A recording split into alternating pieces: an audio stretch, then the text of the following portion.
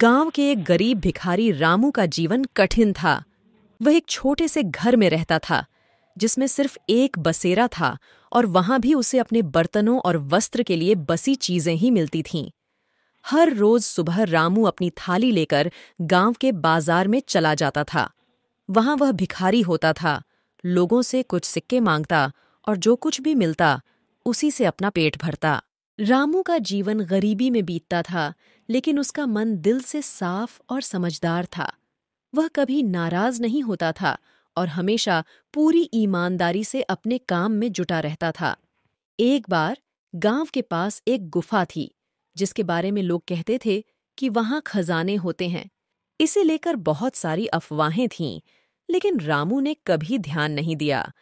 उसे तो अपने रोजमर्रा की समस्याओं से ही जूझना था।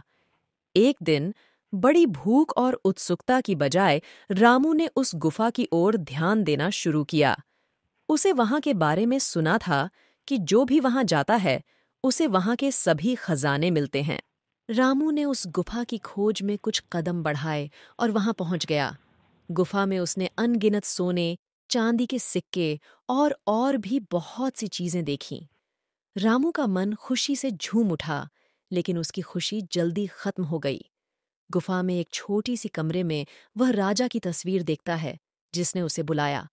राजा ने उससे कहा, तुम्हें जो भी चाहिए मैं तुम्हें दे सकता हूँ। रामू को समझ में नहीं आया कि उसे क्या चाहिए। वह अपनी गरीबी की वजह से इतनी अवस्था में था कि उसे कुछ समझ में नहीं आ रहा था। वह बस थोड़ा सा खाना और थोड़ा सा आराम चाहता था, लेकिन राजा ने उसे वही चीजें दी जो उसको गुफा में मिली थीं। रामू ने समझाया कि उसके पास वह सब कुछ नहीं है जो उसे जरूरत थी, और उसे अपने गरीबी का एहसास हो गया। उसने राजा से कहा, मुझे अपने गांव का रास्ता दिखाइए, मैं वहां वापस जाना चाहता हूँ। रामू वापस अपने गांव की ओर चला गया, लेकिन उसके मन में एक अलग बदलाव आ गया था।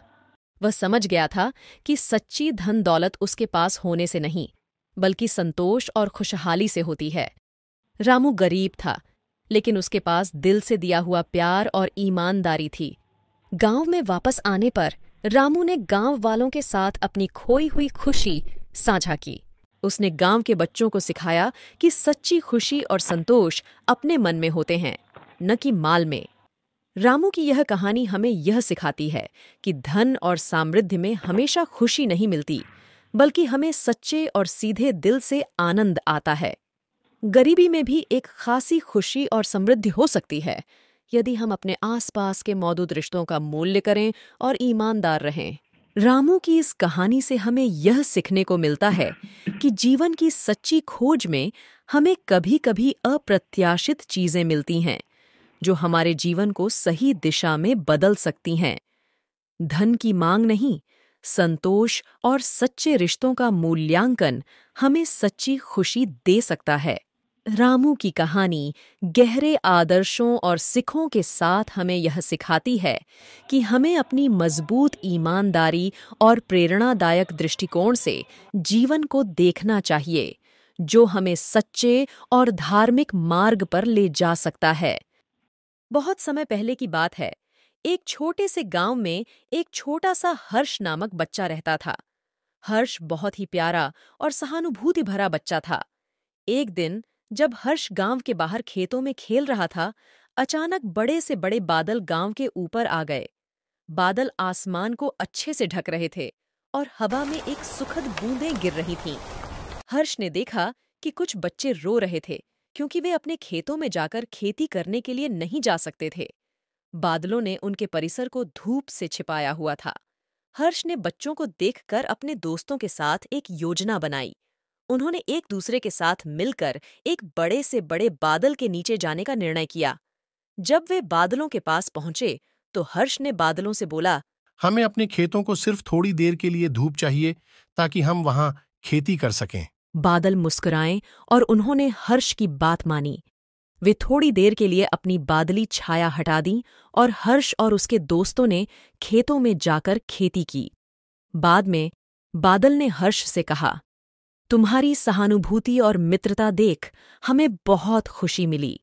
तुमने सिखाया कि छोटी सी बात से बहुत बड़ा काम हो सकता है। एक सुंदर छोटे से गांव और विक्रम दो बहुत ही अच्छे दोस्त रहते थे। रिया एक खुशमिजाज सपने देखने वाली लड़की थी, जबकि विक्रम एक बहुत ही समझदार और साथीपन पूर्ण लड़का था। एक दिन रिया ने विक्रम से कहा, हमें कुछ अद्भुत करना चाहिए, कुछ जो हमारे गांव को सुंदर बना सके। विक्रम ने मुस्कुराते हुए कहा, हाँ, हमें कुछ अद्भुत और सकारात्मक करना चाहिए। इसके बाद वे मिलकर गांव के पास खुदाई स्थल का चयन किया। उन्होंने वहां एक सुंदर बगीचा बनाने का निर्णय किया। वे मिलकर पौधों को लगाने, पानी देने और सजाने में मेहनत करते रहे। बगीचा बनते उनकी मेहनत ने गांव को बहुत सुंदर बना दिया। गुलाब, चमेली और अनेक प्रकार के फूलों से भरा बगीचा आश्चर्यजनक दृश्य प्रदर्शित कर रहा था। एक दिन गांव वाले बगीचे की सुंदरता को देखकर हैरान और रिया और विक्रम को धन्यवाद दिया। उनका प्रयास नहीं सिर्फ गांव को सुंदर बनाने में मदद करा, बल्कि लोगों को एक साथ आने के लिए प्रेरित किया। इससे हमें यह सीखता है कि साथ मिलकर हम अद्भुत चीजें कर सकते हैं।